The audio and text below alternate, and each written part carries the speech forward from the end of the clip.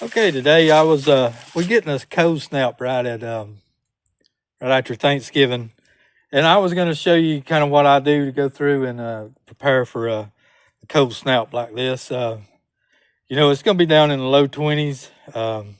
That probably not that cold for a lot of people, depending on what part of the country you're from. But here in Georgia, that's pretty cold.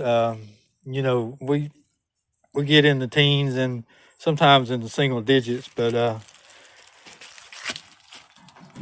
20s is pretty cool. First thing I want to do is check my gas. If you burn gas, I always like to tap on it too, make sure the needle's not stuck or nothing like that. And that runs my main heating system. I do have, in case the power goes out,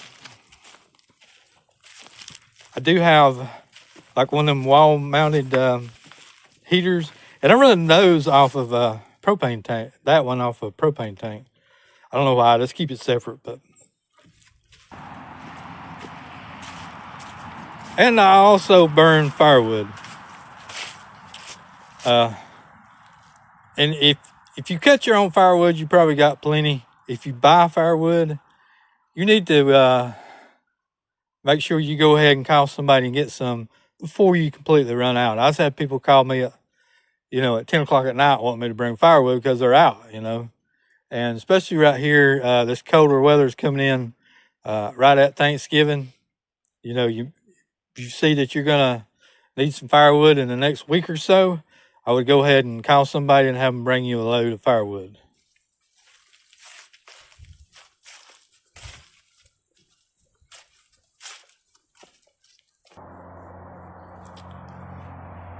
And if you're using propane, like, I got the wall mounted heater, you do need like an extra tank to switch out. That way, if you run out, you don't have to run to town and try to find a place to exchange it with.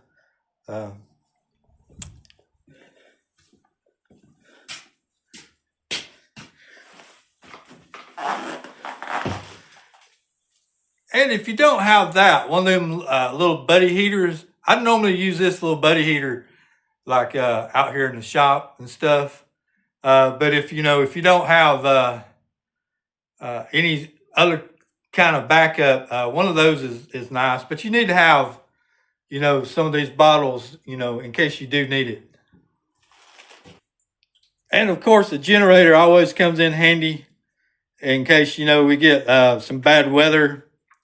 You can always have electricity with having a generator. But you do need to get it out, crank it, and make sure it runs too. Because there's nothing like having something and it don't work.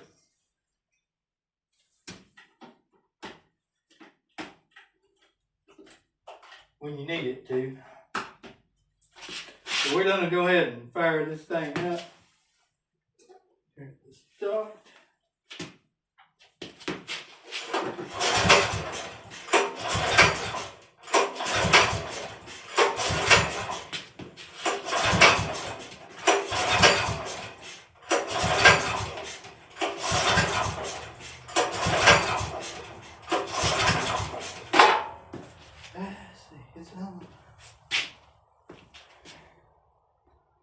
Might have to give it a squirt of starter fluid.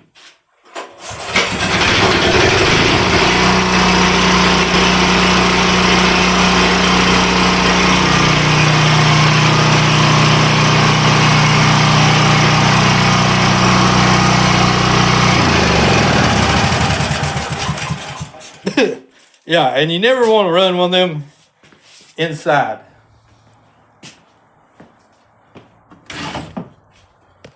I just wanted to make sure it cranked. Another good thing to get is this insulation pipe route. I think this section right here cost, I think it was like $3 and something. This is a little more expensive kind. It's got the two things you pull off and they stick together. They do make a cheaper kind. So if you have a well, you need to make sure everything's covered up. I do need to do some work in here, especially over here. You can see the air, the outside there where it's kind of, I think my dog chewed that up. But I'm gonna have to do some work there, because anytime you got air coming in, hitting your water, that will cause it to freeze.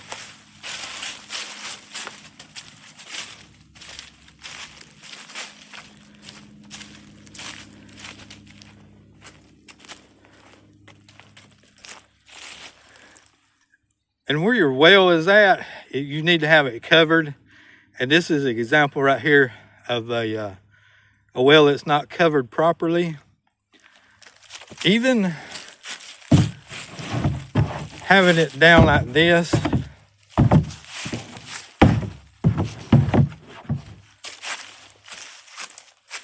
is not good enough.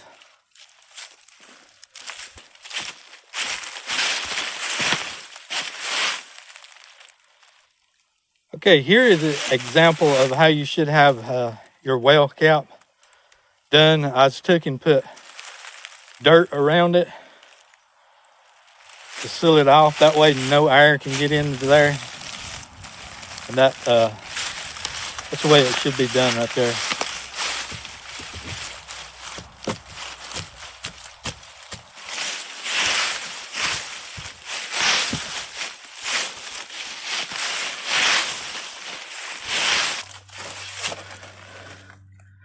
Okay, if you have vents in your crawl space or anything like that, a lot of the newer houses will have a little lever that you can turn and cut the air off. My house is older. It just ever so often has a block turned up sideways to get the air. So I got boards, you know, that I can cover them up with. I used to stick like old, if I had any clothes, you know, old stuff I wasn't using, fabric, whatever, I was sticking there, but my dog would go around behind me and pull it all out. So I had to get some boards. But now when the cold snap is over with, you need to take these off so that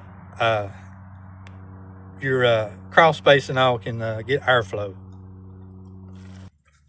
And for the last thing here, if you need to take care of any animals that you have outside, if you can bring them inside, that'd be ideal.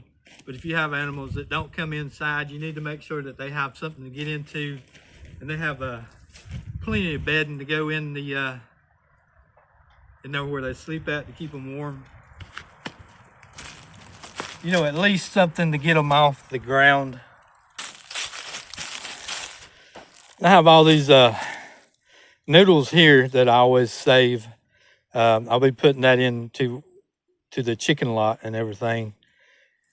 And two, if you put something like around your chicken lot, if you got chickens, like a tarp to keep the wind from blowing in there so much, or anything like that would be ideal. So that's basically all I got. I got to do some work in the in my pump house, tidy it up, and get ready for this cold snap.